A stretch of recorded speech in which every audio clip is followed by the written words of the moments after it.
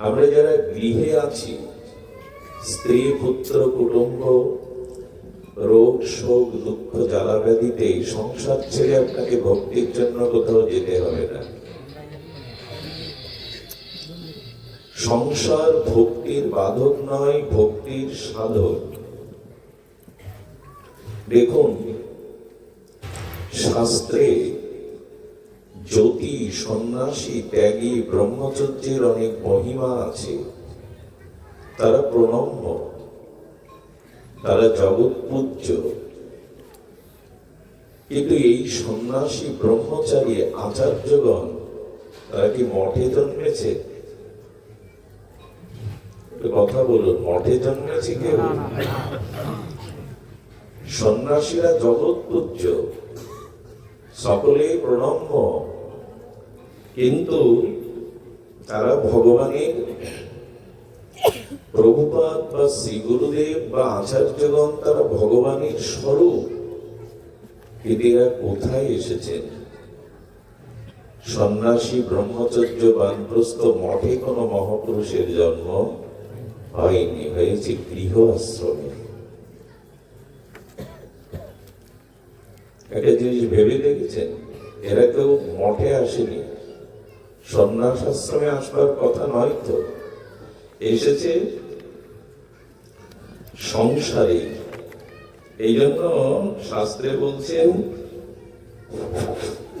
যে ব্রহ্মচর্য, বানপ্রস্থ, সন্ন্যাস আশ্রম শ্রেষ্ঠ নয়, শ্রেষ্ঠ গৃহস্থ আশ্রম, গারস্থ আশ্রম। এটি অন্য তিনটি আশ্রমের জননী। এই যে সন্ন্যাস আশ্রম, বানপ্রস্থ আশ্রম, ব্রহ্মচর্য আশ্রম, এই আশ্রমের জননী হলো গৃহস্থ আশ্রম বা গারস্থ আশ্রম বা সংসার আশ্রম। কিছু মনে নেবেন না, এই গৃহী বা গৃহস্থ সংসারীদের তাদের শুদ্ধ সাত্বিক দানেই কিন্তু আশ্রমগুলো চলে। এরাই বাঁচিয়ে রাখে এই আশ্রমগুলি। মঠ মিশনগুলি কারা চালায়? এই দাতা, সাত্বিক, উদার, যারা দান পরায়ণ, তাদের জন্যই তো চলে। এই জন্য আমরা যদি আধ্যাত্মিক দৃষ্টিকোণ থেকে বিচার করি, তাহলে গৃহস্থ আশ্রম অন্য আশ্রমের শ্রেষ্ঠ। আজ পর্যন্ত তাদের আবির্ভাব এই গৃহেই হয়েছে। বরঞ্চ গৃহে থেকে যারা ভগবত ভজন করে, অনাচারকে ত্যাগ করে সদাচারী হয়ে শুদ্ধ সাত্বিক ভজন করেন, বেদ বাক্য জীবনে চরিত্রায়ন করেন। বেদের 4টি বাক্য সংসারীদের মানতে হয়। প্রথম বাক্য হলো মাতৃদেব ভব। গর্ভধারিণী মাকে দেবী জ্ঞানে সেবা করো। পিতৃদেব ভব, পিতাকে সেবা করো, তার আদেশ পালন করো।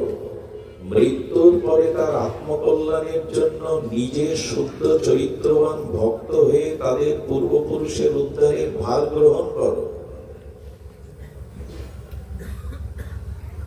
তো পিতৃদেব ভব। তৃতীয় মন্ত্র এসেছে বেদ ভগবানে, আচার্য দেব ভব। শ্রী গুরুকে, আচার্যদেরকে সেবা করো। গৃহে কোন সাধু সন্ত আচার্য যদি আসে, তাদের নারায়ণ জ্ঞানে সেবা করো। চতুর্থ মন্ত্র হলো অতিথি দেব ভব। সংসারী গৃহে আশ্রমে যদি অতিথি আসে, তাদের প্রাণ ঢালা সেবা করো।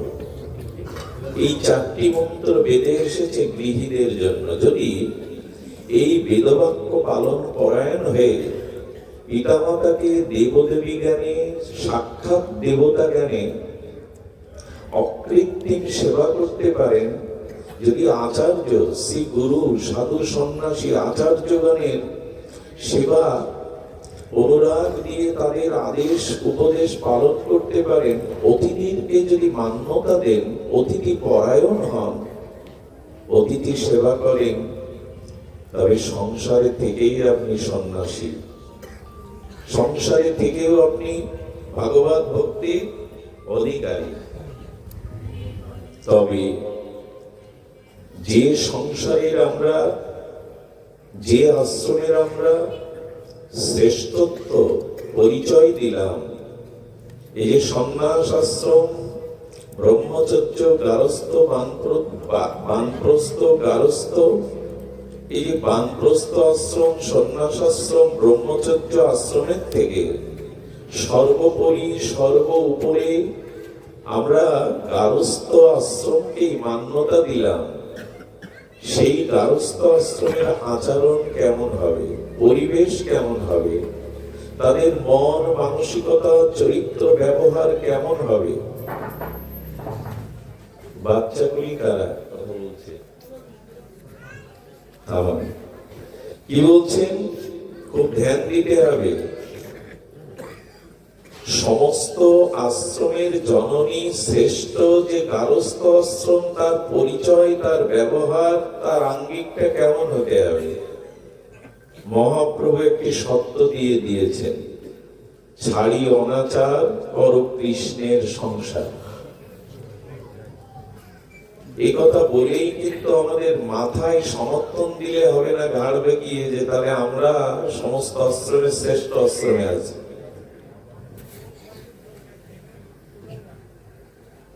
সংসার বা গারস্থ আশ্রমের পরিচয় দিয়েছেন মহাপ্রভু। অনাচার যেখানে আছে সেটি শ্রেষ্ঠ আশ্রম, প্রকৃত গারস্থ আশ্রম নয়। সদাচার সম্পন্ন বেদের এই চার মন্ত্র যারা চরিত্রায়ন করে চলেন, তাকেই শ্রেষ্ঠ বলা হয়েছে। আমরা সংসার করতে পারিনি, আর এই জন্য আজ গৃহে সংসারে শান্তি নাই। মহাপ্রভুর বাণীকে, মহাবাণীকে আমরা বহুমানন করিনি, মূল্যায়ন করিনি। আমাদের আর্য ঋষিদের শাস্ত্র বাক্য অনুসারে আমরা সংসার জীবন যাপন করিনি। অনাচারকে পরিত্যাগ করে সদাচারকে গ্রহণ করিনি। সংসারটাকে আমি আমার কর্তৃত্ব অভিমানে অহংকারী হয়েছি, কৃষ্ণের সংসার ভাবতে পারিনি। এই সংসারটি ভগবানের, কৃষ্ণের, এই অভিমান ত্যাগ করতে পারেনি। কর্তৃত্ব অভিমান, ভোগ বিলাসে আজ প্রতিটি গৃহ মন্দির আশ্রমকে আমরা কলুষিত করেছি, কলঙ্কিত করেছি। আজ গৃহ নরকে রূপান্তরিত করেছি। ভজন নাই, সাধন নাই, পবিত্রতা নাই। আজ আছে শুধু ভোগ বিলাস। প্রতিটি গৃহ সংসার আশ্রম থেকে আজ নরকে রূপ নিয়েছে প্রায়শ। এর কারণ কি?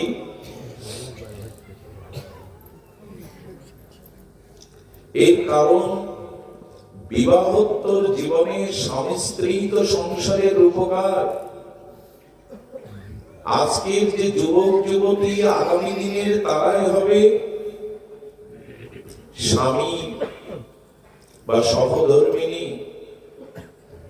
এরাই সংসারের রূপ দেবে। এদের তপসাধনা, এদের ত্যাগ, ইন্দ্রিয় সংযমের দ্বারা সুসন্তান জগতে আসবে। তাদের ইন্দ্রিয় সংযম, ত্যাগ, তিতিক্ষা, বৈরাগ্য দ্বারা এই সংসারকেই তারা স্বর্গ নয় বৈকুণ্ঠ সম করে তুলবে। কিন্তু দুঃখের বিষয়, আর স্বামী স্ত্রী রূপে যারা সংসারে প্রবেশ করে তাদের সংযম আছে। বিবাহ কি শুধু ভোগের জন্য?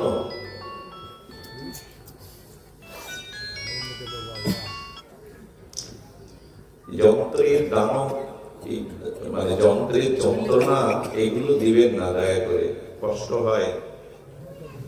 বিবাহের উদ্দেশ্য কি? নারী ভোগের বস্তু যারা মনে করেছে অসুর, এরা রাক্ষস, এরা নরক বানিয়ে ফেলবে, এরা লঙ্কা বানিয়ে ফেলবে সংসারকে। যতই সোনার লঙ্কা সোনা দিয়ে বাঁধানো হোক, শান্তি থাকবে না। লঙ্কা কি ছিল? সোনা দিয়ে মোড়ানো না? সোনার লঙ্কা ছাই হয়ে গেল, পড়ে গেল কেন? কারণ রাবণ ভোগের থেকে বেরোতে পারেনি, অহংকার থেকে বেরোতে। এখন সংসার সোনা দিয়ে মুড়িয়ে কি করবেন? রমণী ভোগের বস্তু নয়, বিবাহ ইন্দ্রিয় ভোগের জন্য নয়। কিন্তু আজ কাকে বোঝাবেন এই কথা? বিবাহ সংস্কারটাই নষ্ট হয়ে গেছে। এই জন্য প্রথমে আমাদের লক্ষ্য দিতে হবে বিবাহের উদ্দেশ্য কি,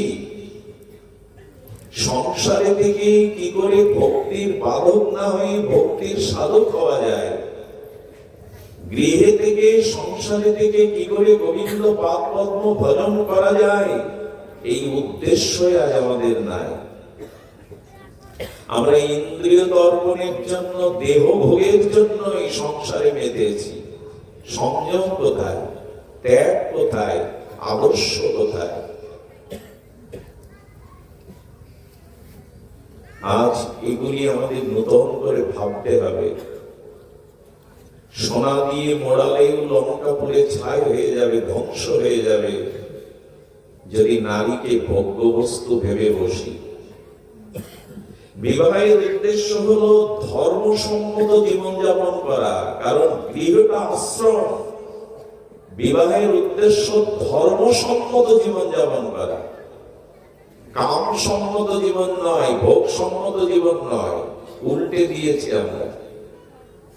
দেখুন, ধর্মসম্মত সংসার ভক্তির কারণ, আর ভোগ সম্মত সংসার, কামনা সম্মত সংসার বন্ধনের কারণ। কেমন? যে তালাটা আপনি চাবি দিয়ে লাগালেন, ওই তালাটা খোলবার জন্য কি আলাদা চাবি লাগবে? কথা বলুন, আলাদা চাবি লাগে? যে চাবিতেই তালা বদ্ধ করলেন, ওই চাবিতেই তালাটা খুলবে। কিন্তু পার্থক্য, লাগাতে গেলে এই পাশে দেন আর খুলতে গেলে এই পাশে দেন। যদি কামনার জন্য, ভোগের জন্য সংসার করেন, তাহলে বন্ধনে আবদ্ধ হয়ে পতন হলো। আর যদি ধর্মসম্মত সংসার করেন, তাহলে মুক্তি এসে গেল, প্রেম ভক্তি এসে গেল। একই তালা, এপাশ আর ওপাশ। সব থেকে বড় কথা কি জানেন? সংসারে সহধর্মিনী, দেখুন আমাদের সনাতন বৈদিক সভ্যতায় যে শাস্ত্রীয় শব্দগুলো আছে, এগুলো যদি জানতে পারেন তো জীবনে আত্মজ্ঞান হয়ে যাবে। বিবাহের পরে স্ত্রীকে কি বলে জানেন? আমাদের বেদ, আমাদের উপনিষদ, ধর্মপত্নী। কি বলে? এই শব্দগুলো তো এখন উঠেই গেছে। বউ, স্ত্রী সহধর্মিনী বলে। কি বলে? সহধর্মিনী। এবং উপনিষদ বলেছেন ধর্মপত্নী। আমি যদি সেখানে কামপত্নী বানাই,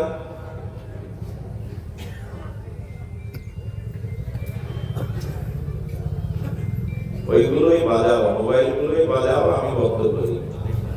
বন্ধ করো না, বললাম তো আগে। জয় শ্রীরাম। আমরা আসলে নিয়ম মানি না। আমি মসজিদের গায়ে লেখা দেখেছি যে মোবাইল বন্ধ করে ঢুকুন, ওরা ওদের ভুল হয় না। এখানে আপনি 1000 বার বলবেন, বেজে উঠবে। জয় রাধে। তো ধর্মসম্মত জীবনযাপন করাই হলো বিবাহের উদ্দেশ্য। আমি একা ভার বইতে পারছিলাম না, তাই বিশেষ রূপে বহন করাকে বিবাহ বলে। আমি একা সাধন, ভজন, ধর্ম, সেবা এই ভার বইতে পারছিলাম না, তাই সেই ধর্ম, সেবা এই ভার বিশেষ রূপে বহনের জন্য ধর্মপত্নী আনলাম, সহধর্মিনী আনলাম। সহধর্মিনী কাকে বলে জানেন? স্ত্রী, বউ, বধূ, এই শব্দগুলোর আলাদা ব্যাখ্যা, কিন্তু সহধর্মিনী কাকে বলে? স্বামীর সুখে সুখে, স্বামীর দুঃখে দুঃখী হয়ে, স্বামীকে ভোগের পথে, কামনার পথে আর পতন না ঘটিয়ে স্বামীর ধর্ম কর্ম তপ সাধনায় ত্যাগ বৈরাগ্যে সহায়তাকারী হয়ে যে স্বামীকে যুগলের চরণে পৌঁছে দেওয়ার সহায়তা করে, এরই নাম সহধর্মিনী। শাখা সিঁদুর পরে ঘরে থাকলেই সে সহধর্মিনী না। স্ত্রী দুই প্রকারের, মায়েরা ভালো করে শোনো। স্ত্রী দুই প্রকারের, অবশ্য তাদের লক্ষণ 4 প্রকার বলেছে, কিন্তু স্ত্রী জাতি দুই প্রকারের আমাদের আচার্যরা বলছেন। এক বিদ্যারূপী স্ত্রী আর এক অবিদ্যারূপী স্ত্রী। যারা সংসারে ভার নিতে আসে, ভার হতে আসে না। যে সংসারে যায় সেই সংসারের ভার যারা বহন করতে আসে, এরা বিদ্যারূপী স্ত্রী, ভার হতে আসে না। তো বিদ্যারূপী স্ত্রী কি করে? নিজের চেতনা, নিজের জ্ঞান, নিজের ত্যাগ, সেবা দিয়ে যারা স্বামীকে ভোগের পথ থেকে, কামের পথ থেকে, প্রবৃত্তি ইন্দ্রিয় তর্পণের পথ থেকে যারা মোড় ঘুরিয়ে দিয়ে যুগলের চরম সেবায় হাত ধরে পৌঁছে দেয়, এরাই সহধর্মিনী, এরাই বিদ্যারূপী স্ত্রী। আর যারা রূপ যৌবন ভোগ বিলাসে মায়া মোহগ্রস্ত করে স্বামীকে কামের পথে, ভোগের পথে টেনে নিচে নামায়, এরা অবিদ্যারূপী স্ত্রী। সাবদা না থাকলে রামকৃষ্ণ পরমহংস হতে পারতেন না। বিষ্ণুপ্রিয়া দেবী না এলে মহাপ্রভুর গম্ভীর গাম্ভীরায় এত ত্যাগ দেখাতে পারত না। আর রাধারানী বামে না দাঁড়ালে কৃষ্ণ ভুবন মোহন হতে পারত, বিশ্বমোহন হতে পারত, মদন মোহন হতে পারত না। রাধারানী হলেন কৃষ্ণ ভুবন মোহন, ভুবনকে বহন করছেন। এই সচ্চিদানন্দ আনন্দ ব্রহ্ম রস ব্রহ্ম স্বয়ং ভগবান বিশ্বকে মোহন করছেন। কিন্তু মদন মোহন হতে পারবে না তুমি যদি রাধারানী বামে না থাকে। এই শোকশালী দ্বন্দ্বগুলো এখন গান আপনারা ভোরবেলা গাওয়ার মানুষ কই? আগে ঠাকুমারা গাইতো, লেখাপড়া না জানলো। সুখ বলে আমার কৃষ্ণ মদন মোহন, সারি বলে আমার রায় বামে যতক্ষণ। কৃষ্ণ তুমি স্বয়ং ভগবান সচ্চিদানন্দ রসব্রহ্ম, তুমি বিশ্বমোহন ভুবন মোহন হতে পারো, মদন মোহন হতে পারবে না রাধারানী বামে না থাকে। শ্রীকৃষ্ণ কেন বলে জানেন? কৃষ্ণ বলতে দোষ কি? এই শ্রীটাই হলো মাধুর্যময়ী রাধা ঠাকুরানী। আগে কৃষ্ণ রাধা বলি না তো আমরা, কি বলি? রাধা কৃষ্ণ। কারণ রাধা পূর্ণ শক্তি আর গোবিন্দ হলো শক্তিমান। রূপ না থাকলে তাকে রূপবান বলা যাবে, গুণ না থাকলে তাকে গুণবান বলা যাবে, ধন না থাকলে তাকে ধনবান বলা যাবে। তেমনি শক্তি না থাকলে তোমার বামে তুমি শক্তিমান হতে পারতে না ভগবান। রাধারানী পূর্ণ শক্তি আর কৃষ্ণ পূর্ণ শক্তিমান। একই বস্তু, তবু ঠাকুরানী প্রেমময়ী, রাধারানী হলেন শক্তি, কৃষ্ণ হলো শক্তিমান। এই জন্য দেবী রূপে ফিরে এসো মা, বৈরাগ্য রূপ নিয়ে ফিরে এসো, সহধর্মিনীর রূপ নিয়ে, ভারতীয় আর্য ঋষিদের সেই রূপ নিয়ে ফিরে এসো। ফিরে এসো সীতা সাবিত্রীর রূপ নিয়ে, অহল্যার সতীত্ব নিয়ে। হরিশ্চন্দ্র রাজাকে ঋণ মুক্ত করার জন্য শৈবা কাশীতে নিজেকে দাসী রূপে বিক্রি করে দিয়েছিল। কে শৈবা? হরিশ্চন্দ্র রাজা হলেন সূর্য বংশের উত্তরসূরি। সেই ভুবন সম্রাট হরিশ্চন্দ্র রাজার কানের অর্থ জোগাড়ের জন্য কাশীতে তখন দাসে বিক্রি হতো। এই মহারানী নিজেকে দাসী রূপে বিক্রি করে স্বামী ঋণ শোধ করে দেয়। এ তো গল্প নয়, উপন্যাস নয়, সিনেমা না হয়, এটাই আমাদের আদর্শ, সনাতনী আদর্শ। কোথায় সেই ত্যাগ বৈরাগ্য রূপ? এই জন্য ভারতীয় কবি খুব আক্ষেপ করে গেয়েছেন, না জাগিলে মা ভারত ললনা, এ ভারত আর জাগে না, জাগে না। সেই মঙ্গল শঙ্খ আর সতীত্বের তেজ নিয়ে দাঁড়াও আরেকবার। তোমাদের গর্ব দিয়ে আরেকবার স্বামী বিবেকানন্দকে আনো, তোমাদের গর্ব দিয়ে আরেকবার স্বামী প্রণবানন্দকে আনো। তোমাদের তপসাধনায়, তোমাদের ধর্ম চর্চার দ্বারা আবার তোমরা ঠাকুর অনুকূল চন্দ্রের মতো মহাপুরুষকে জগতে আনো। আজ বড় প্রয়োজন একজন মহামানবের। 150-200 বছর হতে চলল, একজন রবীন্দ্রনাথ ঠাকুর আসেনি। আজ বড় সুসন্তানের অভাব, কিন্তু ধর্ম চর্চা না করলে, সাধনা না থাকলে এমনি এমনি আসবে না। এই জন্য বিদ্যারূপী স্ত্রী যদি হয়, সহধর্মিনী যদি হয়, ধর্মপত্নী যদি হয়, তবে সেই সংসার সেটি শ্রেষ্ঠ আশ্রম হয়। এমনি ঘরদোর করে সাজিয়ে গুছিয়ে আসবাবপত্র রাখলে, সংসার করলেই শ্রেষ্ঠ আশ্রম নয়। এক চাই। দেখুন, জীব এবং ঈশ্বর এদের মধ্যে পার্থক্য কোনটি? ভগবান নেমে আসেন কেন? এই যে আপনারা লক্ষ্য করেছেন, কশ্যপ এবং দেবাহুতি, এই যে তাদের তপসাধনার দ্বারাই তো ভগবান সেখানে আছেন। বসুদেব দেবকীর সাধনার দ্বারাই তো ভগবান আসেন। কৌশল্যা মহারাজ দশরথের যোগ্য তপসাধনার দ্বারাই তো ভগবান আবির্ভূত হন। 12টা বছর স্বামী বিবেকানন্দের মা কাশীতে শিবের উপাসনা করে স্বপ্নের দ্বারা শিব ঠাকুরই বলেছিলেন, আমার শক্তি রূপে আমি তোর গর্ভে আসছি। 1 বছর ধরে রুদ্ধদুয়ারে, এই বাজিতপুর, বৃহত্তর ফরিদপুরের বাজিতপুরের ভুইয়া বাড়িতে স্বামী স্ত্রী মিলে রুদ্র ভগবানের রুদ্ধ দুয়ারে তপস্যা করেছিলেন। স্বপ্নেতে ভগবান শিব বলেছিলেন, আমি শক্তি রূপে আসছি। প্রভাবানন্দ রূপে এসেছিলেন তিনি, স্বামী প্রণবানন্দ। তপস্যা ছাড়া সুসন্তান আসে না। কিন্তু আজ আমাদের মধ্যে সেই সাধনা নেই।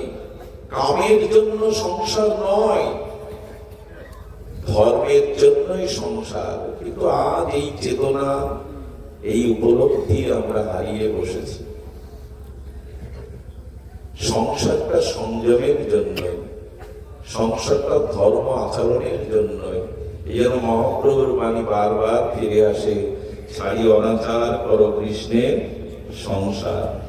এই জীবের মধ্যে আর ঈশ্বরের মধ্যে পার্থক্য হলো, যখনই আমরা কামকে সংযত করতে পারি, ইন্দ্রিয় ভোগকে সংযত করতে পারি, তখনই আমাদের মাঝে আসে প্রেম, আমাদের মাঝে আসে শুদ্ধতা। এই জন্য সংসারী জীবের বলা হয়েছে, সুসন্তানের উদ্দেশ্যই কেবল স্ত্রীতে উপগত হয়ে এই জগতে একটা সুসন্তান দিয়ে দাও। আচ্ছা, মায়েদের কাছে যদি আমি সবিনয় করজোরে বিনতি করি, নারী জীবনের শ্রেষ্ঠ অলংকার কি? 100 ভরি গয়না হাতের কানে। একটি নারী জীবনের সর্বশ্রেষ্ঠ অলংকার যদি সেই গর্ভে কোন সুসন্তানের জন্ম হয়। একটি নারী জীবনের সব থেকে বড় অলংকার হলো সুসন্তান। দেখবেন গীতাতে ভগবান কুন্তী পুত্র অর্জুনকে সম্বোধন করছেন কুন্তেয়। কি বলে রাখছেন? কুন্তেয়। তোমার মা তপস্বিনী কুন্তী তপস্যার দ্বারা তোমাদের জগতে এনেছিলেন অর্জুন।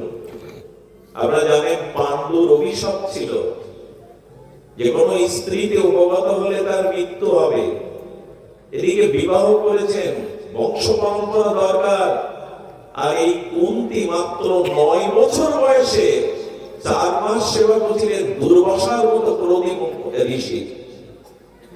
নারীর সব থেকে বড় গুণ সেবা, ভোগ না। নারী জন্মটাই সেবার জন্য। পুরুষরা হিংসা করে এখানে পৌঁছাতে পারবে না। দেখবেন একটা পরিবারে 20 জন পুরুষ আছে, কোনো মা বোন নাই, ঘরে গিয়ে দেখবেন নরক। কুন্তির 9 বছর বয়স, সেবাটাই নারীর শ্রেষ্ঠ ধর্ম।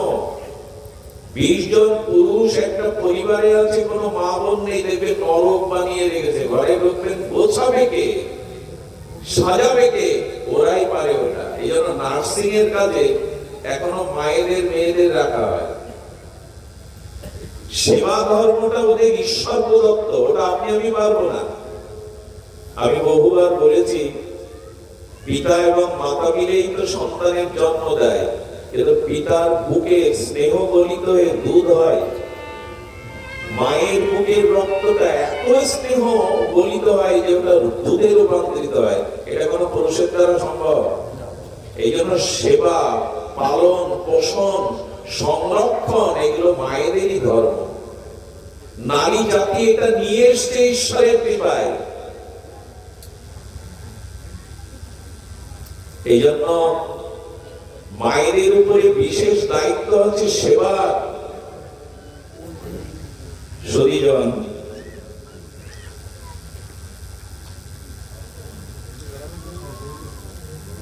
ভোল্টেজ কমে এগুলো হয় না, এগুলো জানতে হয়, শব্দযন্ত্রের ব্যবহার গুলো জানতে হয়।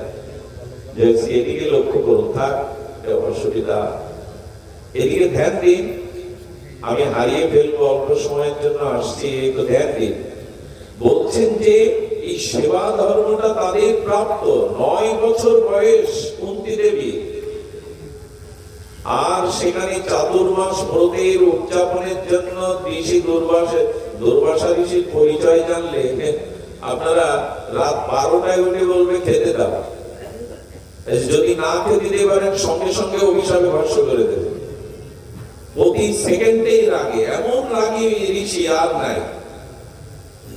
আরেক পালনের দিন যুধিষ্ঠির মহারাজের কাছে এসেছেন, 60,000 মণি ঋষিকে খেতে দাও, না দিতে পারলে অভিশাপ। আর কুন্তী দেবীর পিতা হাত জোর করে বলে, ঋষিবর আপনার সেবা দেওয়ার মতো ধৈর্য সামর্থ্য আমার নেই। কুন্তী দেবী দেখলেন সাধু দোয়ার থেকে ফিরে যাবে, 9 বছরের বালিকা সাধু দোয়ার থেকে ফিরে গেলে গৃহের মঙ্গল তো চলে গেল। কোন অতিথি যদি মনোকষ্টে অভুক্ত হয়ে আপনার গৃহে থেকে চলে যায়, তার অনন্ত জন্মের পাপ আপনার কাছে রেখে যায়, আর আপনার পুণ্যটা সাথে নিয়ে চলে যায়। শাস্ত্রে বলা আছে। কিন্তু আজ তো আর, আজকে কি লেখা থাকে, কুকুর হতে সাবধান, যাতে কেউ না ঢোকে। আগে লেখা থাকতো স্বাগতম, এখন লেখা থাকে কুকুর হতে কেউ আর ঢুকো না, বিনা অনুমতিতে প্রবেশ নিষেধ। এই সব বাড়ির সামনে এখন লেখা। কোথায় নেমে গেছি আমরা? সতীজন, সভ্যতা বলছি বটে, শিক্ষা, প্রযুক্তি সবকিছু বেড়েছে, কিন্তু না, মানবিকতা, মনুষ্যত্ববোধ থমকে দাঁড়িয়েছে। সতীজন, এই জন্য বাড়ির সামনে এইসব লেখা ঠিক নয়। মানুষকে কেন কুকুর দিয়ে, জন্তু জানোয়ার দিয়ে শাসাচ্ছেন আপনি? সতীজন, তো মায়েরা, কুন্তী দেবী বলছেন পিতা, সাধু দোয়ার থেকে ফিরে গেলে সব মঙ্গল চলে যায়, আমি ভার নেব। মা তুই পারবি? উনি দুর্বাসা, রাত 2টার সময় আপনি খেতে লাগলে খেতে চাইবেন, বলে বাবা আমি পারবো। 4টি মাস তিনি একটি সেকেন্ডের জন্য ঘুমাননি। রাত্রে দরজায় হেলান দিয়ে দাঁড়িয়ে থাকতো, ঋষির যদি কিছু প্রয়োজন হয় প্রাণ ঢালা নিবেদিত আত্মা হয়ে 4 মাস সেবা করার পরে দুর্বাসা বিস্ময় প্রকাশ করে বলছেন, এই বালিকা সাধারণ হতে পারে না। আমার মতো তেজি ক্রোধী দুর্বাসাকে সেবা দিয়ে তুই সন্তুষ্ট করেছিস, বর নে। দুর্বাসা বর দিয়েছিলেন, শোন মা, আমার এই বর তোর কাজে লাগবে। আমি তোকে মন্ত্র দিচ্ছি, এই মন্ত্র শক্তির দ্বারা তুই যে দেবতাকে স্মরণ করবি সেই দেবতা তো সামনে এসে উপস্থিত হবে, বড় ভয় বর পাবে।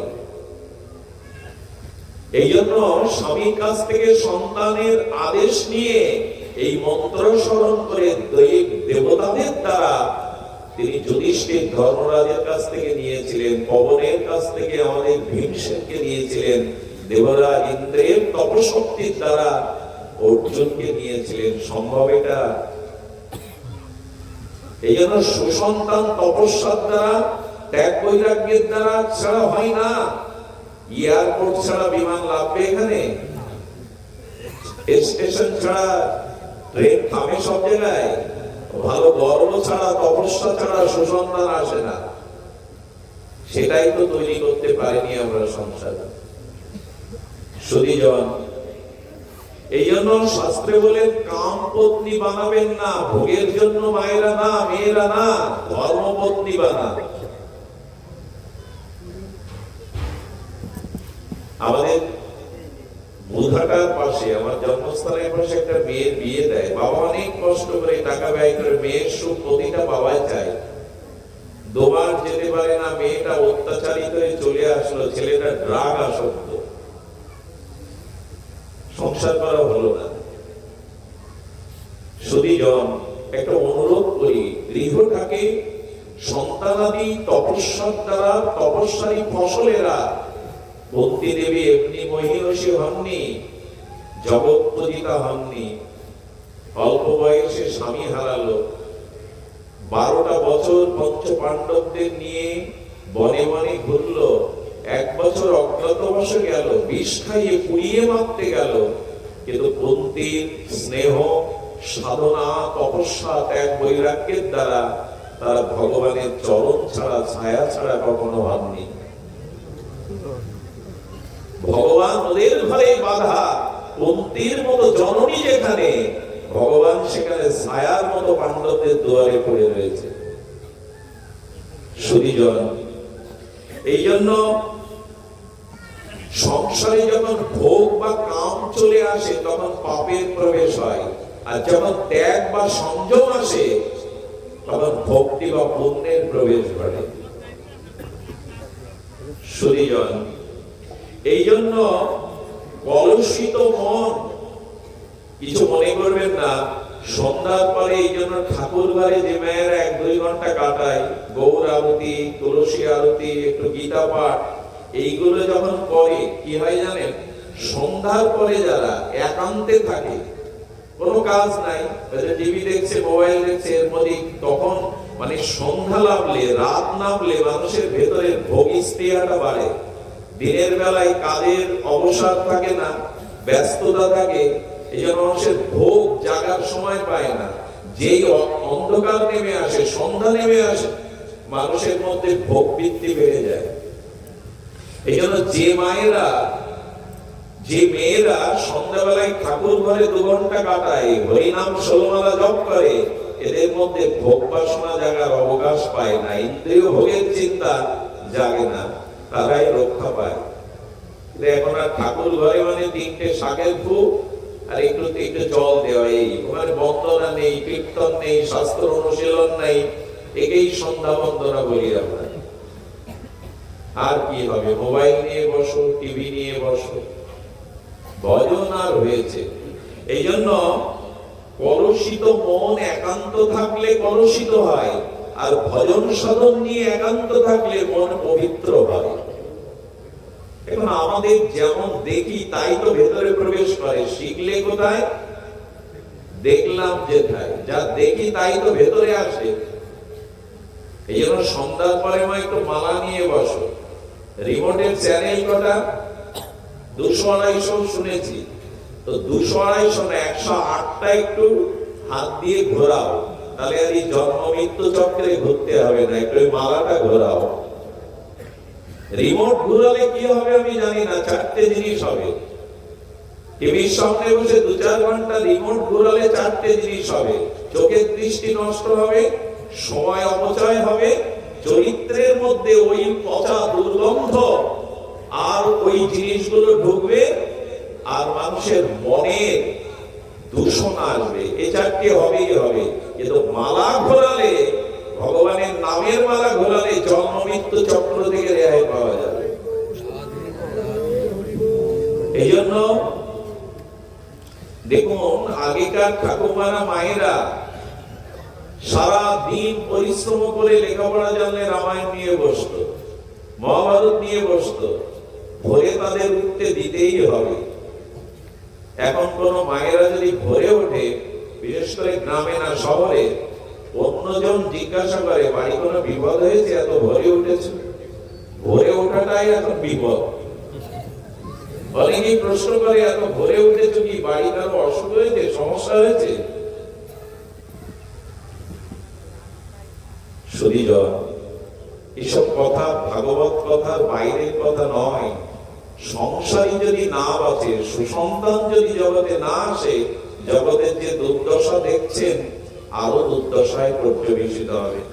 যাই হোক, গারস্থ আশ্রমের এমন শক্তি আছে, স্বামী স্ত্রী যদি ধর্মপত্নী হয়, সহধর্মিণী হয়, ত্যাগ তপস্বিনী হয়, ইন্দ্রিয় সংযম করে কামের বদলে যদি প্রেমের উপাসনা করে, তারা ভগবানকেও পুত্র বানাতে পারে। শুনে রাখো, ভগবানকেও পুত্র রূপ বানাতে পারে। তাদের কাছে ভগবান আসতে বাধ্য। কপিল দেব এলেন না দেবহূতির কাছে, ভগবানকেও তারা পুত্র রূপে পেতে পারে শুধু সাধনার দ্বারা, তপস্যার দ্বারা। মাটি পড়ে তো ভগবান আসেন না। একটা জিনিস আপনাদের এই পরিসরে বলি, এই সমাজে কোন ব্যক্তিকে ভগবান তার প্রারব্ধ কর্ম অনুযায়ী বেশি দান দিয়েছেন, কেউ নির্ধনী, কাউকে অতিরিক্ত বিদ্যা দিয়েছেন, কেউ বা বিদ্যা অর্জন করতে পারেননি। এই অসমতা আছে সমাজে। কিন্তু লক্ষ্য করেছেন, ভগবান ধন বিদ্যা অন্যান্য জিনিস পার্থক্য করে দিয়েছেন, কিন্তু মোক্ষ সবার দুটো দিয়েছেন না একটা? কেন একটা সবার বেলায় অর্থ, রূপ, যৌবন, বিদ্যা, শক্তি আলাদা আলাদা, মন একটা দিলেন কেন সবাই? মন একটা দিলেন এই জন্য যে না, মনটা ভগবানকে দাও। দু চারটে হলে চারিদিকে চলে যেত, একটা মন দিয়েছি ওটা অন্য কাউকে না নিয়ে আমার চরণে দাও, আমায় দাও। দু চারটে দিলে চারদিকে দিয়ে দিতে, একটাই দিয়েছে মন, আর দিয়ে আবার চাইছে। একবার হলো তুমি নাও, একবার দিয়ে আবার গীতাতে বলছেন মত চিত্ত মনটা আমায় দাও। ভগবান হাত বাড়িয়েছেন, আহ্বান করছেন, মন আমায় দাও, আর কাউকে দিও না। আগে আমাকে দাও। আমাকে দিলে যে প্রসাদ রূপে পাবে, মন্দিরে যেমন ভোগ লাগায়, ওই ভোগটা ভগবানকে লাগালাম, এবার সবাইকে বিলিয়ে দাও। যে মনটা ভগবানকে দিলে সেই মন থেকে যে প্রসাদ আত্মতৃপ্তি আসবে, এবার এটা জগৎকে দিয়ে দাও। কিন্তু মন আগে কাউকে দিও না, অগ্রে আমাকে দাও। শুধুজন এই জন্য জীব বিষয়ে আবদ্ধ কখন হয়, জীবের পতন কখন হয়? যখন ভগবানকে মন অর্পণ না করে বিষয়কে, ভোগকে, সংসারকেই মন দিয়ে বসেন। দেখুন, মনেই মুক্তি, আবার মনেই বন্ধন। মনই আমাদের উপরে উঠায়, আবার মনই আমাদের নিচে নামায়। সুখ দুঃখের মূল কারণ মন। উত্থান পতনের, বন্ধন মুক্তির মূল কারণ হলো মন। এই মনটাকে যদি ভগবানে দেওয়া যায়, ভজনে দেওয়া যায়, তবে জানবেন আমরা পার হতে পারবো। আমাদের জীবনের মূল লক্ষ্য, উদ্দেশ্য আমরা সফল করতে পারবো। এই জন্য কশ্যপ এবং অদিতি মা, আপনারা জানেন এই কশ্যপের তপসাধনা ছিল। এই তপসাধনা আর ইন্দ্রিয় সংযম, ত্যাগ, বৈরাগ্যের দ্বারাই আমাদের সংসারকে আমরা কৃষ্ণের সংসার করতে পারি। লক্ষ্য করবেন, চেতনা কিন্তু সবার মধ্যে আছে। ভগবত ভক্তি কিন্তু স্বতঃসিদ্ধভাবে সবার মধ্যে আছে। আচ্ছা, এখন তো শীত, কিছু শুকনো কাঠ আনো, কাঠ এনে কাঠের উপরে হাত রেখে দাবি করুন তোমার মধ্যে আগুন আছে, আমাকে তাপ দাও, পাবেন তো? আচ্ছা, অস্বীকার করতে পারবেন কাঠের মধ্যে আগুন তত্ত্ব নাই? যার মধ্যে আগুন আছে তার উপরে হাত দিয়ে বারবার আহ্বান করছেন আমার তাপ, আমার শীত দূর করো, তাপ দাও, দিতে পারবে তো? অথচ ওর মধ্যে আগুন আছে। কি করতে হবে জানেন? একটা জ্বলন্ত কাঠের উপরে এই কাঠটা দিয়ে দিতে হবে, তখন এই জ্বলন্ত কাঠের সংস্পর্শে পদার্থ প্রাপ্ত হয়ে এই কাঠের ভেতরে যে অগ্নি, কুটস্থ অগ্নি, সেটা প্রকাশ হয়ে যাবে। ঠিক ও কথাই বলতে চেয়েছিলাম, আমাদের ভিতরে চেতনা আছে, বিবেক আছে, কিন্তু যার জেগে গেছে বিবেক, এই সাধু সঙ্গ সংসারে না করলে আমার বিবেক জাগবে না, আমার চেতনা জাগবে না। এই দুয়ের সংস্পর্শ হতে হবে। যে কাঠটা জ্বলছে ওই কাঠের উপরে আরেকটি কাঠ তার সংস্পর্শে দিয়ে দিন, তাহলে এর কুটস্থ যে অগ্নি সেটা ওর মধ্যে তখন প্রকাশ হবে। যার চেতনা জেগেছে, এই জন্য সংসারে প্রতিদিন একটু গীতা, ভাগবত, মাঝে মাঝে একটু ভাগবত আলোচনা, একটু সাধু সেবা, বৈষ্ণব সেবা, এগুলো গৃহীদের কর্তব্য। কারণ যার আগুন জ্বেলেছে, যার ত্যাগ বৈরাগ্য জ্বলেছে, তার সংস্পর্শে গেলে আমার ভেতরের চেতনাটা, এখানে আমরা কতজন এসেছি, এখন তো কই আমাদের মনে কোনো বিকার নেই, এখন তো আমাদের মনে কোনো হিংসা বিদ্বেষ কাজ করছে না। কারণ কি? আপনার ভেতরে এই চেতনা তো 4 ঘন্টা আগেও ছিল আপনার, কিন্তু এখন এটা জেগে উঠেছে কেন? ওই জ্বলন্ত কাঠের উপরে আর একটা কাঠ দিয়ে দেবেন, ওর ভেতরের আগুনটা তখনই প্রকাশ হবে। ঠিক তদুপরি সাধুর সঙ্গে সংসার না হলে, ভজন না হলে আপনার সংসার, এই চেতনা জাগবে না। পাপ কার্য হতে, আমরা ভোগ হতে নিষ্কৃতি পাবো না, যদি কিনা আমরা আমাদের এই চেতনাকে না জাগাই। এই জন্য সাধু সঙ্গ আমাদের একান্ত দরকার। ঘরে সাধু প্রবেশের দুয়ার খুলে রাখবেন, তবে এখন একটা যন্ত্রণাও আছে, সাধু চেনা খুব মুশকিল। একবার আমাদের গ্রামের পাশে এক গ্রামে এক সাধু এসছে, গেরুয়া পরা, রুদ্রাক্ষের মালা পরা, এসে বলছে তোর সংসারে খুব সমস্যা যাচ্ছে। কার না সংসারে সমস্যা যাচ্ছে? আমাকে একজন সাধু বলেছিল, আমি বললাম বাবা, আমরা কোথাও গেলে বিশেষ করে মেয়েরা মায়েরা হাত বাড়িয়ে দেয়, বাবা একটু হাত দেখুন তো। মেয়েদের মায়েদের একটু কৌতূহল বেশি। আমি বললাম বাবা, এর বলে আমরা বলি আমি তো জ্যোতিষী না, আমি হাত দেখি না, কারো জানিও না। সেই বাবা পাঠের মধ্যে একটু রহস্য করে বলেছিলেন, তুমিও জ্যোতিষী হতে পারবে। চারটে বিষয় যদি তাকে বলো তো তুমি জ্যোতিষী হয়ে যাবে। কিরকম বলে? প্রথমে হাতটা নিয়ে একটু বড় বড় চোখ দিয়ে তাকাবে, যেন সব দেখতে পাচ্ছ। দ্বিতীয় বলবে যে আসলে তুমি সবাইকে ভালোবাসতে চাও, কিন্তু তোমাকে কেউ ভালোবাসে না, হেরে যাবে। ছোটবেলায় তুমি খুব ব্যথা পেয়েছিলে, ব্যথাটা এখনো তোমার মধ্যে আছে। ছোটবেলায় তারা বড়বেলায় পড়ে যায়, ব্যথা ছোটবেলায় যারা হয়, এরকম 2-4টে বলতে পারলেই আপনি জ্যোতিষী। তো সমস্যা হচ্ছে এই যে আমরা হস্তরেখার বিচার করে চলি, আসলে কর্মই আমাদের ভাগ্য বদলায়, হাতের রেখা না। আমরা যেমন কর্ম করি না, প্রারব্ধ রূপে তাই আসে। আর শুনুন, প্রারব্ধ ভগবানও খণ্ডাতে পারেন। কর্মের যে প্রারব্ধ, ওটা ভগবান খণ্ডানো না, ভক্তকে ভুগিয়ে নেন। প্রারব্ধ শেষ না হলে ওই কারণে তোমাকে বারবার আসতে হবে। আমাদের প্রাতঃস্মরণীয় বন্দনীয় চরণ ছিল মুরারি মোহন দাস বাবাজি মহারাজ। উনি বলতেন, হাতে কোনো বস্তু দিয়ে তালি দিলে কি হয়? সেই বস্তুটা আগের মতো থাকে না, চ্যাপ্টা হয়ে যায়, অন্য রূপ নেয়। হাতে রেখার জন্য মাদুলি তাবিজ নিও না, হাততালি দিয়ে ভগবানের নাম করো, গ্রহ দোষ রেখাও বদলে যাবে। ভগবানের নাম করো, রেখা বদলে যাবে। আচ্ছা, গ্রহ কটা? 9টি না? নবগ্রহ। বললে নবগ্রহের বেগ আপনার জীবনে প্রভাব ফেলবে না যদি আরেকটা গ্রহ আপনার জীবনে আসে। সেই গ্রহের নাম হলো ভগবানের অনুগ্রহ। যদি ভগবানের অনুগ্রহ পেতে পারে, তাহলে নবগ্রহ আর আপনার ক্ষতি করতে পারবে না। এই জন্য সংসারে অনাচার, পাপ কর্ম এগুলি ছেড়ে আসুন আমরা সংসারটাকে সদাচার সম্পন্ন, ভজনযোগ্য মন্দির করে তুলি। গৃহটাই আমাদের মন্দির হয়ে যায়। আর স্বামী স্ত্রীর তপস্যা সাধনা বৈরাগ্যের দ্বারা মহাপুরুষের আদর্শ সচ্চরিত্রবান বিবেকবান সন্তানের জন্ম হোক। আর এটা করতে চাইলেই সংসারে সাধু সঙ্গ একান্ত প্রয়োজন। তো সেই মালা, রুদ্রাক্ষের মালা নিয়ে এসে বলছে তোর খুব সমস্যা যাচ্ছে, এক কাজ কর, একটা জল আন, আমি করে দিচ্ছি, এই জল সবাই পান কর, তোদের সব সেরে যাবে। জলের মধ্যে যা দেওয়াত্মা দিয়েছে, চরণামৃত পান করাই সবাই অজ্ঞান করে, সোনা দানা যা কিছু। এই সব শুনলে আর সাধু ঘরে ঢুকতে দেবে? এও এক ঝালা। সাধু আনতে হয় বটে, কিন্তু সাধু সমাজে সব ভেজাল হয়েছে, তো সাধুতে ভেজাল হবে না কেন? ভেজাল তো সবখানে।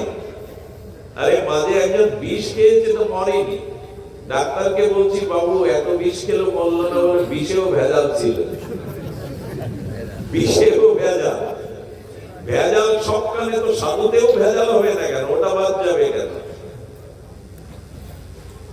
তবে হ্যাঁ, যদি এরকম সবসময় সন্দেহ দৃষ্টিতে দেখেন, তবে ভগবান আরও মনে হবে অসাধু। সবসময় সন্দেহ করা উচিত নয়। তবে সাধুর কিছু বিশেষ লক্ষণ তার ব্যবহারে ধরা পড়ে। এগুলোর অবশ্য চেতনা থাকা দরকার, জ্ঞান থাকা দরকার। সাধুর কিছু বিশেষ লক্ষণ কি জানেন? প্রথম লক্ষণ, যাকে দেখলেই শ্রদ্ধাটা ভেতর থেকে আসে, বলে কয়ে না। শ্রদ্ধাবত্তা যাহারে দেখিলে মুখে আইসে কৃষ্ণ নাম, সেই সে জানিও বৈষ্ণব প্রধান। যাকে দেখলেই একটা শ্রদ্ধাবোধ জাগে, ভেতরটা শুদ্ধ না হলে তো শ্রদ্ধাবোধ জাগে না। যাই হোক, প্রসঙ্গ ছিল যে ভগবানকেও পুত্র রূপে এই সংসারে আনতে পারে।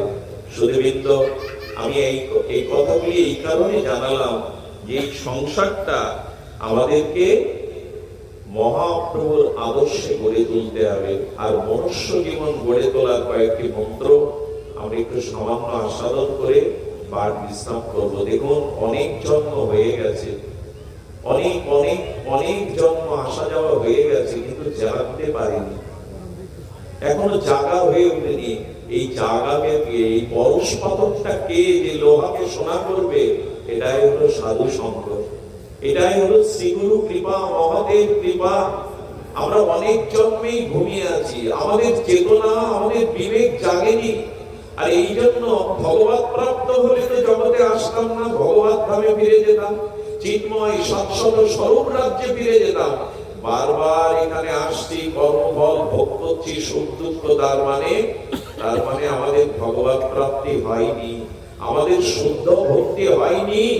আমরা এখনো বারবার এই আসা যাওয়া করছি, কারণ পরশ পাথর পাইনি আমরা, আমাদের চেতনা জাগ্রত হয়নি। সুধীবৃন্দ, এই চেতনা জাগ্রত করতে গেলে সাধু কৃপায় একটি মাত্র গুণ আসন আমরা অর্জন করি, যে গুণটুকু আজকে যদি ধারণ করেন, এখান থেকে আপনার জীবন এই মুহূর্তেই বদলে যাবে। কাল থেকে একটা নতুন জীবন পাবেন। আর এই জন্য তো ভাগবত, এই জন্য তো হরিকথা শ্রবণ, এই জন্য তো মহৎ সঙ্গের সংস্পর্শে আসা। সাধু সঙ্গে কাকে বলে জানো? অনেক ব্যাখ্যা আছে, সেই ব্যাখ্যা বাদ দিয়ে ছোট্ট একটা সূত্র বলি। যে মানুষটা আপনি এখানে এসেছিলেন, হরিকথা সাধু সঙ্গের পরে ফিরে যাওয়ার সময় যদি অন্য মানুষ হয়ে ফিরে যান, এর নাম সাধু সঙ্গ। যে মানুষটা আপনি এখানে এসেছিলেন, ভাবনা চিন্তা সংস্কারে যদি নূতন কোন চেতনা, নূতন কোন সংস্কার নিয়ে এখান থেকে যান, তবে আপনি সাধু সঙ্গ করলেন। যে স্বভাবে এসেছিলেন, সেই স্বভাবে চলে গেলেন, এই 2 ঘন্টা কি করলেন এখানে? এই জন্য যে ভাবে, যে স্বভাবে এসেছিলেন, যাওয়ার সময় নতুন একটা চেতনা, নতুন একটা সৎ চিন্তা নিয়ে এখানে যাওয়ার নামই হলো সাধু সঙ্গ। সেটা নিয়ে যাই তো আমরা, সেটাকে আমরা নিয়ে যাই। এক মাতালকে তার স্ত্রী ঠেলে পাঠিয়েছে 7 দিন ভাগবত গ্রামে, আর তুমি যাও না, ঠেলে ঠেলে পাঠিয়েছে। মাতাল গিয়ে ভাগবতে বসেছে, সাধু দরবার বলেছে সাধু সঙ্গে এলে কিছু রেখে যেতে হয় আর কিছু নিয়ে যেতে হয়। মানে কুস্বভাব কিছু রেখে যেতে হয়। ধূমপান করি, আজকে বললাম এটা করবো না, একটা ভালো স্বভাব নিয়ে যেতে। মাতাল কি আর অত কিছু বোঝে? পাঠ শেষে সাধু বলছে, সাধু সঙ্গ করলেন, হরিকথা শ্রবণ কীর্তন করলেন, কিছু রেখে যাবেন এখানে আর কিছু নিয়ে যাবেন। ও বলছে রেখে যাব কি, নিয়ে যাব কি? ওর মাথায় আসছে না। পিছাতে পেছাতে যেখানে সবাই জুতো রাখে না, ওইখানে এসে বলছে হ্যাঁ এইবার পেয়েছি। পুরোনোটা রেখে যায় আর নতুনটাই নিয়ে যায়। ওনার কথা তো রাখতে হবে, কিছু রেখে যেতে হবে, কিছু নিয়ে যেতে হবে। এইরকম যদি আমি বুঝি তো আমার দুর্দশা বুঝবে কি করে? এখানে ভালো কিছু নিয়ে যেতে, একটা উপদেশ আপনার বিবেক জাগিয়ে দিতে পারে। একটা উপদেশ যদি আপনি ধারণ করেন, কাল থেকে আপনার জীবন বদলে যাবে। আর সেই উপদেশটাই এখন আমরা একটু আলোচনা করব মহাপ্রভুর বাণীতে। খুব অপূর্ব কথা বলি, যদি ধৈর্য থাকে আপনারা একটু শ্রবণ করুন। গীতায় সাধুর লক্ষণ বলেছেন ভগবান। ভগবান বলছে স্বামী প্রিয়, আমার সব থেকে প্রিয় কে জানো? সর্বভূত হিতে রতা। ভগবান বলছেন আমার সব থেকে প্রিয় ভক্তকে সর্বভূত হিতে রতা, যে সকল জীবের হিত বা কল্যাণ কামনা করে, সেই আমার প্রিয় ভক্ত। আর মহাপ্রভু কি বলেছেন? ভারত ভূমিতে মনুষ্য জন্ম হইল যার, জন্ম সার্থক করি কর পর উপকার। শ্রীকৃষ্ণ চৈতন্য মহাপ্রভুর বাণী। সাধুত্ব সেখানে যেখানে অন্যের কল্যাণ চিন্তা আপনার হৃদয়ে থাকবে, শুধু নিজের স্বার্থ চিন্তা নয়, একে বলে পরার্থ। অন্যের চিন্তা, অন্যের কল্যাণের চিন্তা, এটাই সাধুত্ব, এটাই জগতের শ্রেষ্ঠতম গুণ, এটাই আপনার মনুষ্যত্ব বিবেকের পরিচয়।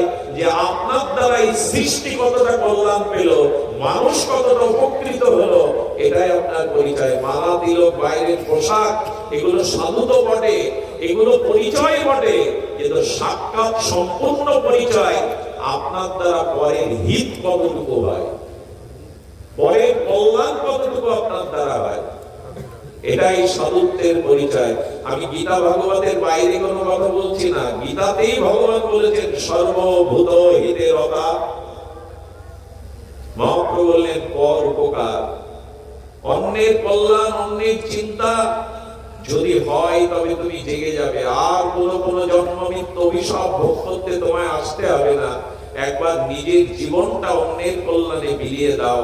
যতটুকু সামর্থ্য আছে তোমার কাছে, সেই সামর্থ্যটুকু, যদি বলে আমার কোনো সামর্থ্য নেই, তবে মনের দ্বারা অন্যের উপকার করেন। মনের দ্বারা অন্যের উপকার কি? মা ঘুমাচ্ছে, অনেকেই চোখ বুজে ঘুমাচ্ছে, ঘুমায় না মা, সামনে ঘুমালে কষ্ট হয়, ধ্যান দাও। আপনার সামর্থ্য নয়, আপনি মনের দ্বারা পরোপকার করতে পারেন। মনের দ্বারা পরোপকার হলো মনে মনে সবার মঙ্গল চিন্তা করা, কারো অনিষ্ট চিন্তা না করা। কিছু নেই আপনার, আপনি অন্যের উপকার করতে পারেন। এই জন্য তো আমাদের ঋষিরা আমাদের মন্ত্রে, প্রতিটি সনাতনীদের মন্ত্রে, ঘুম থেকে উঠে বিছানায় বসে আমাদের এই মন্ত্র শিখিয়েছিলেন। ওম সর্বে ভবন্তু সুখিনা, সর্বে সন্তু নিরাময়া, সর্বে ভদ্রাণি পশ্যন্তু, মা কষ্টিত দুঃখ ভাগ ভবেৎ। জগতের কেউ যেন দুঃখ না পায়, সকলেই যেন সুখে হয়। এই উদার বিশ্বজনীন বাণী একমাত্র সনাতন ধর্মের ঋষিরা বলে দিয়েছেন। প্রভাতে উঠেই তুমি সবার সুখ, সবার মঙ্গল কামনা করো, এটাই তো পরোপকার। আরে সামর্থ্য নেই তো মনে মনে অন্যের অনিষ্ট চিন্তা না করে মঙ্গল চিন্তা করো। বাণী দিয়েও পরোপকার করা যায়। আপনার মুখের কোনো কথা যেন কারো অপমান সূচক না হয়, আপনার মুখের কথা যেন কারো বেদনা কষ্টের কারণ না হয়। হিত বলুন, মিষ্টি করে বলুন। অহেতুক মানুষের বাক্য দিয়ে অন্য প্রাণীকে, কঠোরতা দিয়ে, কর্কশতা দিয়ে অন্য প্রাণীকে অপমান, আঘাত করা।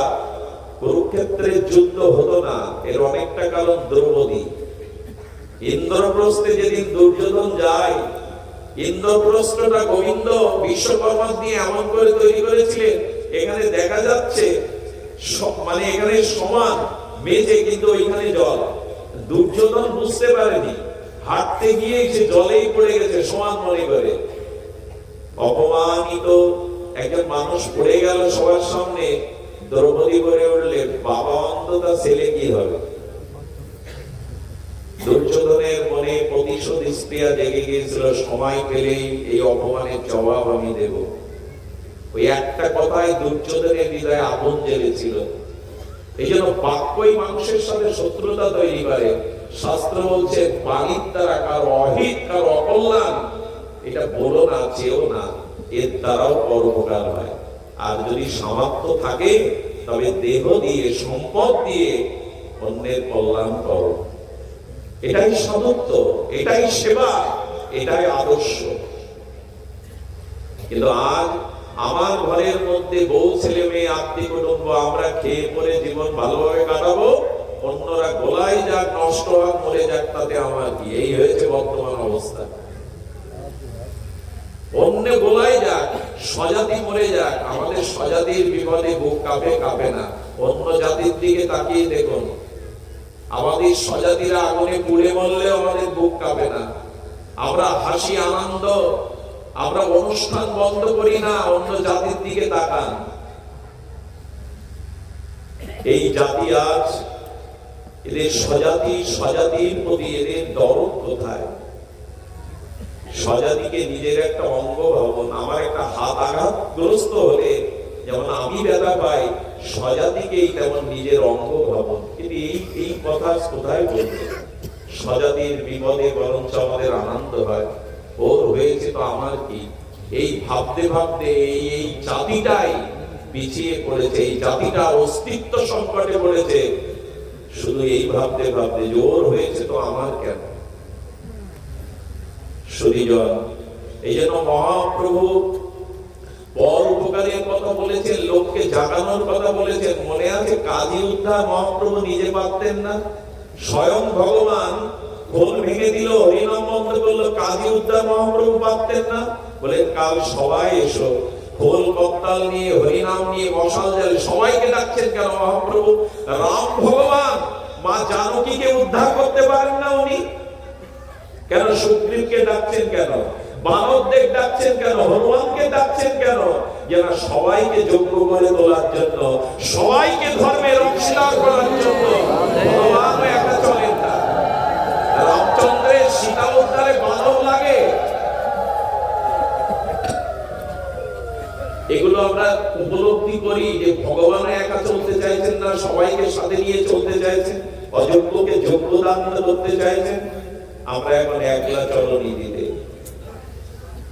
আপনি পড়ে যান, শেষ হয়ে যান, আমাদের বুক কাঁপে না। কে আগুনে পুড়লো, কে মরলো, ওতে আমাদের বুক কাঁপে না। এই জন্য অন্যের ব্যথা নিতে চেষ্টা করুন, তবে আপনার ব্যথা দূর হবে।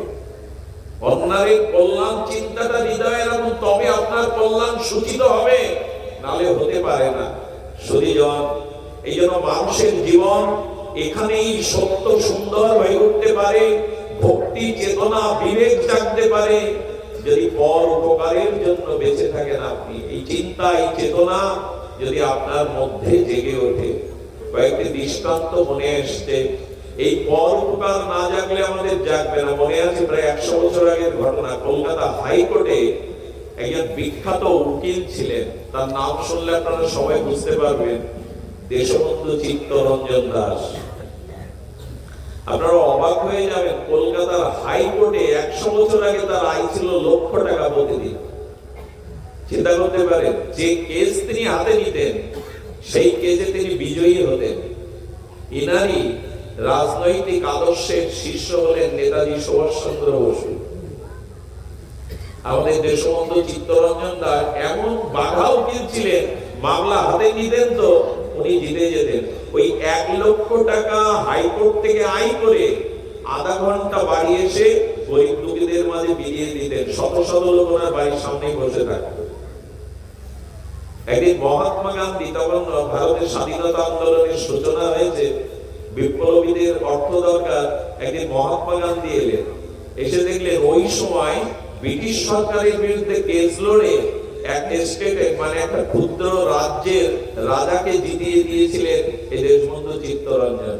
তো তাকে 4 লাখ টাকা দেয় ওই স্টেটের মালিক রাজা। এই 4 লাখ টাকা 1 ঘন্টার মধ্যে উনি যখন বিলিয়ে দিলেন, মহাত্মা গান্ধী বিস্ময় প্রকাশ করে এটা গোপনে একান্তে ডেকে বললেন, এখানে যারা আসেন সবাই কি দানের যোগ্য? আপনাকে ঠকাতে, অর্থটাকে ঠকিয়ে নেওয়ার জন্যই তো আসে।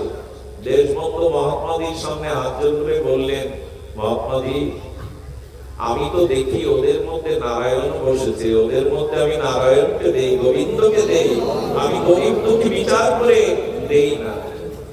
আমি তো দেখি ওদের মধ্যে নারায়ণ আছেন, দরিদ্র নারায়ণ রূপে দাঁড়িয়ে, আমি বিচার করি না যে ওরা ঠকাতে এসছে কিনা। এই ছিল দেশবন্ধু। চিত্তরঞ্জন দাসের একটি মামলায় তিনি পরাজিত হয়েছিলেন যে তার কথা শুনেনি ক্ষুদিরাম বসু। বলেছিলেন, বোমাটা তুমি মারোনি, একবার, তোমার অল্প বয়স, আমি বাঁচিয়ে দিতে পারি, একবার বলো। আর এই ঋষি কল্প দেশবন্ধু রত্ন দেখেছিলেন, ক্ষুদিরাম বলেছিলেন, না, আমি দেশমাতার জন্য প্রাণ দিতে এসেছি, মিথ্যার আশ্রয় নিতে নেই। হাসি মুখে আমি ফাঁসির দড়ি করবো, যেটা মিথ্যা বলতে পারবো না, কারণ গীতা আমাকে শিখিয়েছে আমার মৃত্যু নেই, আত্মার মৃত্যু নেই।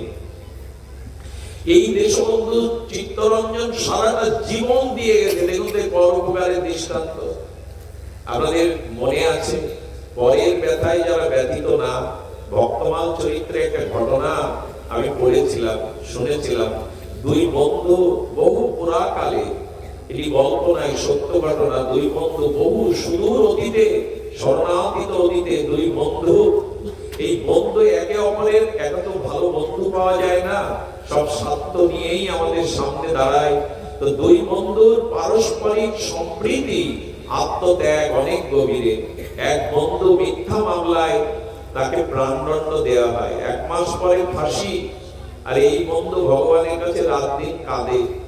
কাঁদতে কাঁদতে ওই বন্ধু সাক্ষাৎ করতে গেলে তখন রাজাকেই বলেছিল, আমার স্ত্রীকে আমি একবার দুটো কথা বলতে চাই, তাকে এখানে আনা সম্ভব নয়, তখন গাড়ি ঘোড়া নেই, একবার আমাকে যেতে দিতে হবে। তখন হলো, তোমার জন্য যদি কোনো ব্যক্তি এখানে জামিন থাকে, অর্থাৎ বন্দী থাকে, আমরা তোমাকে 10 দিনের জন্য মুক্তি দিতে পারি। ওই বন্ধুই তখন সুযোগ খুঁজে বললেন, আমি ওর জন্য জামিন আছি। উনি কারারুদ্ধ হয়ে ওকে পাঠিয়ে দিলেন। গ্রামের পথে যেতে তার 2-3 দিন সময় লেগে গেল, আসতেও 3 দিন, 10 দিন বাদে ফাঁসি। মনে মনে ভাবছে এই বন্ধুটি, ও যেন না আসে।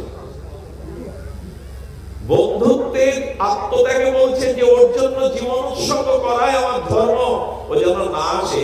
ফাঁসির 1 ঘন্টা আগে যখন প্রস্তুতি নেওয়া হচ্ছে, দৌড়াতে দৌড়াতে এসে চরণে পড়েছে, ওকে নয়, আসামি তো আমি, আমাকে ফাঁসি দিন। ও বলছে, না, আমাকে দিন। এই 2 জন যখন এমন বলছে, তখনই দূর থেকে রাজা দাঁড়িয়ে দেখে বলছে, কেন এমন করছো? কে তোমরা? ফাঁসির জন্য প্রতিযোগিতা করছো, কাকে ফাঁসি দিতে হবে? পূর্ব পরিচয় বললো 2 জন বন্ধু। ওদের আত্মত্যাগ থেকে রাজার বিবেক ফিরে গেল। বললেন, ফাঁসি তোমাদের প্রয়োজন নেই, প্রয়োজন আমাকে তোমাদের বন্ধু করে নাও, আজ থেকে তোমাদের মতো নিঃশব্দ মানুষের বন্ধু করে নাও। জানেন প্রকৃত সজ্জন কে? যে অন্যের দুঃখ, কষ্ট, যন্ত্রণা নিজে বহন করতে পারে। এর দৃষ্টান্ত শুনুন। আমাদের এই যে গোরক্ষপুর গীতা প্রেস, এই গীতা প্রেসের হনুমান প্রসাদ পোদ্দার যে মহাপুরুষ ছিলেন, ইনি এই গীতা প্রেস থেকে এখন সব গ্রন্থগুলো খুব সুলভভাবে দেয়া হয়, সারা জগতে প্রচার হচ্ছে এই সনাতনী গ্রন্থগুলো। ওখানে রাধা বাবা ছিলেন, ওনাকে ভাইজি বলা হতো। ভাইজি অসুখে ভুগছেন, অসুখে ভুগতে ভুগতে রাধা বাবা ছিলেন ওনার সহ ভজনশীল বান্ধব। রাধা বাবা গোবিন্দের সামনে 3 মাস ধরে কান্নাকাটি করছে, ওনার অসুখ আমায় দিন, ওনার অসুখ আমায় দিন, আপনি ভাইজিকে শুদ্ধ করে দিন, ভাইজির দ্বারা জগতে অনেক প্রচার হচ্ছে, অনেক কল্যাণ হচ্ছে, ওনার অসুখটা আমায় দিন। একদিন ভগবানই প্রকট হয়ে গেলেন। আরে গোবিন্দ রাধা বাবা সবসময় নামে থাকতেন। বলে, রাধা বাবা, তুমি ওর অসুখ নেবে কি? তোমার অসুখটাই ও নিয়ে এসেছে। অবাক হয়ে গেলেন, ঠাকুর, আমার অসুখটা উনি নিয়েছেন। ভাইজি চরণে গিয়ে পড়লেন, ভাইজি, আপনি আমার অসুখ নিয়ে ভুগছেন। রাধা বাবা, তুমি সবসময় নামে রত থাকো, তোমার নামেই জগতের কল্যাণ হচ্ছে। বলে বাবা এটা নয়, রোগ কেন তুমি নিয়েছো, আমায় দাও। এই হলো প্রকৃত সাধুর পরিচয়। রামকৃষ্ণ পরমহংসের গলায় ক্ষতরোগ হয়, ক্যান্সার হয়, রোগ সারে না, রোগ সরে। অন্য কারো রোগকেই উনি ধারণ করেছিলেন। আপনারা জানেন গিরিশ ঘোষ তিনি ভালো সাহিত্যিক ছিলেন, কিন্তু মদও খেতেন। আর গিরিশ বলেছিল, ঠাকুর সাধন ভজন আমার নেই, মাতাল হয়ে টলি সাহিত্য রচনা করি। ঠাকুর বলেছিল, এক বেলা আমায় ডাকতে পারবে না? বললো, মাদে রাত জাগি, মাতালে ভক্ত হয়ে থাকি, ডাকবো তোমায় কখন? বলে, দে তো সব বকলমা দিয়ে আমায় দিয়ে দে। রোগ কি সাধুর হয়? সাধু রোগ নেয়। এই জন্য কোন সাধুগুরুর চরণে গিয়ে বলবেন না আমার ব্যাধি নাও, দিতে নেই, এরকম বলতেও নেই। কোন মহাপুরুষের কৃপা হলে সেই করুণা করে তিনি নিতে।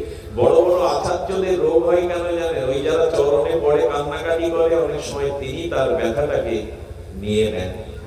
এই জন্য যিনি নিতে পারেন তিনি তো ব্যথার ব্যাধি। এই পর উপকার বলতে কি? লোককে দুটো কাপড়, জামা, টাকা এইগুলি একটু অন্ন দেওয়া না, যাতে তার কল্যাণ হয়, যাতে তার ব্যথা দূর হয়, মানুষটা যাতে শান্তি পায়, ভগবানের পদে অগ্রগতিতে এগিয়ে যেতে পারে। এই প্রেরণা দানের নামই হলো কল্যাণ। ভাগবতের একটা দৃষ্টান্ত মনে পড়ছে। সময় আছে আপনাদের হাতে? আমার তো ফিরে যেতে ভোর হয়ে যাবে, তবু সময় বলতে শুনুন। ভাগবতে রন্তি দেবজির উপাখ্যান আছে। কি নাম বললাম? রন্তি দেবজি। এনার উপাখ্যানটা বানিয়ে রাখার মতো চিত্তে শুনুন তবে মন দিয়ে। এই রন্তি দেবজি ছিলেন প্রজাবৎসল, ন্যায়বৎসল রাজা। একবার দুর্ভিক্ষ হয়ে প্রজারা না খেয়ে মরতে থাকে। উনি মন্ত্রীদের ডেকে বললেন, আমার করণীয় বলো। বললো, রাজভান্ডারে যা আছে খুলে দিন ওদের বাঁচাবার জন্য। রাজভান্ডারও শেষ হয়ে গেল, রাজারও কিছু নেই ঘরে, সব দিয়ে দিয়েছে অন্ন কষ্ট প্রজাদের। যখন দিতে পারছে না, না খেয়ে কাঁদছে, কারণ অনাবৃষ্টিতে ফসল হয়নি। অনাবৃষ্টিতে ফসল না হয়, রাজকোষ থেকে সব দেওয়াতে যখন প্রজারা কষ্ট পাচ্ছে, বিনিদ্র রজনী দেখে, ছাদের উপরে দেখে এই নিরীহ আত্মনাদকারী প্রজাদের দেখতেন আর কাঁদতেন রত্নীদেব। রাজার প্রজারা হলো তার সন্তান। আমার সন্তানগণ মাটিতে কাঁদবে বুভুক্ষ, দুর্ভিক্ষে, অন্ন কষ্টে, আর আমি রাজপ্রাসাদে শুয়ে থাকবো। ভোরবেলা রানীকে না বলে একটা কাপড় পরে জঙ্গলে চলে যে ওদের ব্যথাটা আমি ভাগ নেব, ওদের ব্যথা দূর করবে না পারলেও আমি ওদের ব্যথায় ব্যথিত হয়ে আমি না খেয়ে দিয়ে পড়ে থাকবো জঙ্গলে। রানী বলছেন, কোথায় যাচ্ছেন? একটা কাপড় নিয়ে। বলে, রানী, রাজার সন্তান হলো প্রজারা, প্রজারা যদি এই কষ্ট পায়, আমি ওদের ব্যথা ব্যথিত হয়ে আমি জঙ্গলে চলেছি। রানী বললেন, সারাটি জীবন একসাথে আর এই সুখ দুঃখ ভাগ করেছি, তবে আমাকেও নিন সাথে। ওরাও তো আমার সন্তান। ওনার যুবরাজ পুত্র বলছে, বাবা মা তোমাদের কথা আমরাও শুনেছি, আমার বধূ এবং আমি তোমাদের সাথে যেতে চাই। রাজ পরিবারে কর্মচারীদের রেখে চারজন জঙ্গলে গিয়ে চারটে ভিক্ষে, আমি গল্প শোনাচ্ছি না, ভাগবত শোনাচ্ছি, চারজন বসলেন ওখানে। ক্ষুধা তৃষ্ণায় এক সপ্তাহ পরে যখন ওদের রাজা তো না খেয়ে থাকতে পারে, কিন্তু ওই প্রজাদের কষ্টকে জানার জন্য, গ্রহণ করার জন্য, এই ব্যথায় ব্যথিত হওয়ার জন্য এই চারজন ভগবানকে ডাকছে। 7টা দিন অতিবাহিত হলে ধর্মের পক্ষ থেকে, ভগবানের পক্ষ থেকে একটা কিছু যন্ত্রে করে এলো তাদের অন্ন এবং পানীয় জল। সেই অন্নটা রাজা, এই দেখুন নীতি কাকে বলে, 4 ভাগ করলেন। পুত্রের জন্য, পুত্রবধূর জন্য, সহধর্মীর জন্য, নিজের জন্য। 4 ভাগ করার পরে যখন পেতে যাবে, এক ব্রাহ্মণ জঙ্গল থেকে এসে বলছেন, আমি অনেক দিন অন্ন পাইনি, বড় বুভুক্ষ। নিজের ভাগটা দিয়ে দিলেন, স্ত্রীর ভাগটা দিয়ে দিলেন, পুত্রের ভাগ দিয়ে বৌমার ভাগটা রাখলেন। উনি পরিতৃপ্ত হয়ে আশীর্বাদ করে চলে গেলেন। হঠাৎ এক চন্ডাল এলো, গায়ে ভালো পোশাক নেই। চন্ডাল বলল, আমি বুভুক্ষ, আমি খাইনি কিছু, আপনাদের তো রয়েছে। ওই যে 1 ভাগ ছিল, ওই 1 ভাগ যখন আবার 4 ভাগ করেছে, চন্ডাল এসে উপস্থিত। চন্ডালকে সে 1 ভাগ দিয়ে দিল। আহা, এমনি এমনি জগতে ভগবানের কৃপা লাভ হয়? আপনি বাজলে বাপের নাম, এই মন্ত্রই শিখেছি আমরা। এই মন্ত্র যে কোথা থেকে আমরা শিখেছি তা জানি না। অন্যকে না বাঁচালে আপনি বাঁচতে পারবেন না, অন্যের কল্যাণ না করলে আপনার কল্যাণ কোনোদিনই হবে না। সব বাণী আমাদের শাস্ত্রের নয়। সুধীজন, অপরের জন্য জীবন বিতরণ করাই তো আমাদের ধর্মের শিক্ষা। দধিচি মুনি নিজের হাড় দিয়ে দেবতাদের কল্যাণ, এসবগুলো এখন আমাদের গল্পে রূপান্তরিত হয়েছে। বাস্তব জীবনে আমাদের প্রতিফলন কই, চরিত্রায়ন কই? যখন চন্ডালকে দিয়ে দিল, ওই জলটাই 4 ভাগ করেছে। যেই জলটা 4 ভাগ করে পেতে যাবে, একটা বুভুক্ষ কুকুর এসে লালা ফেলছে, আর এই চন্ডাল বলছে আমার কুকুর, ও জলের অভাবে ওই দেখুন কিভাবে জিহ্বা মেলে সেই জলটাও দিয়ে দিল। এই যখন অবস্থা, ভগবান প্রকট হয়ে গেলেন। রাজা, প্রজাদের ব্যথায় বেদনায়, অতিথি সংস্কারে তোমার এই ত্যাগ, আমি তোমায় বর দিতে এসেছি। প্রথমে চাইলেন, হে প্রভু, ফসল দিয়ে প্রজাদের তুমি অভাব দূর করো, অন্ন কষ্ট দূর করো। আমাকে কিছু দিতে হবে না প্রভু, তোমার চরণ যারা পায় তাদের আর পাওয়ার কিছু বাকি থাকে প্রভু। তোমার চরণ পেয়েছি, তবে বর চাও। আমি কাউকে দেখা দিলে আমি তাকে কিছু দিতে চাই। কি বর চেয়েছিলেন জানেন? আহা, প্রভু, আমার এই প্রজাদের, এদেরকে তুমি বৈকুণ্ঠবাসী করো, নরকে যারা আছে তাদের উদ্ধার করে তোমার চরণে নাও, আর ওদের যন্ত্রণা নরক ভোগটা তুমি আমায় দাও। এই উদারতাটাই ধর্ম। নিজের জন্য বাঁচবেন না, অন্যের আচ্ছা দেখবেন, মায়ের বুকের দুধটা কি মায়ের জন্য না সন্তানের জন্য? এর কথা বলুন। সন্তানের জন্য। গাছের ফলটা কি ব্যক্তির জন্য? নদীর জল কি নদীর জন্য? গাভীর পাটের দুধটা কি গাভীর জন্য না বক্সের জন্য? বাতাসটা ভগবানের জন্য নয়, আকাশটাও ভগবানের জন্য নয়, চন্দ্র সূর্য ভগবানের জন্য নয়, সব অপরের জন্য। আমরাই কেবল নিজের জন্য, অন্যের জন্য হতে পারলাম না। এই পৃথিবীতে সব বস্তুই দেখবেন অন্যের জন্য। বিদ্যুতের বিল না দিলে পল্লী বিদ্যুৎ লাইন কেটে দিয়ে যায়। সূর্য লাইন কেটেছে তো কোনদিন? যে তুমি আমাকে, তুমি আমার বিল দাওনি বলে সূর্য আলো দেওয়া বন্ধ করেছে, বাতাস অক্সিজেন বন্ধ করেছে? করেনি গো। জগতের সব ঈশ্বরের সৃষ্টি বস্তু অন্যের মাটিতে একটা বীজ বুনলে আজও হাজারটা বীজের ফসল ফিরিয়ে দেয়। সবাই তো দেওয়ার জন্য, শুধু আমরাই বুঝলাম না যে আমার জীবনটা অন্যের কল্যাণের জন্য। এটা যদি বুঝতাম, মানব সভ্যতা এখানে আজকে এই যে পৃথিবীতে যুদ্ধ, মারণাস্ত্র, ধ্বংস, এর একটাই কারণ, আমি ভালো থাকবো তুমি শেষ হও, আমার সত্যই পূরণ হোক তুমি শেষ হও। এটাই আজ বিশ্বকে দাঁড় করিয়েছে ধ্বংসের সম্মুখে।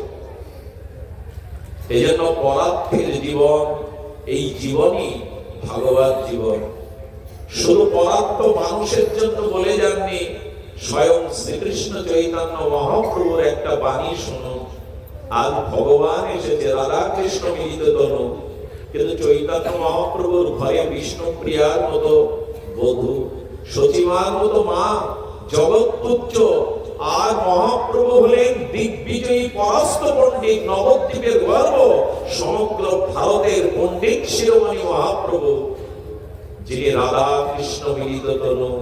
তিনি রাতের অন্ধকারে কাঁদছেন। এই দেখুন, আমি বলতে পারেন আমাদের জ্বালামালা, রোগ ব্যাধি, অশান্তি আছে, আমরা কাঁদতে পারি, ভগবান কাঁদবে কেন?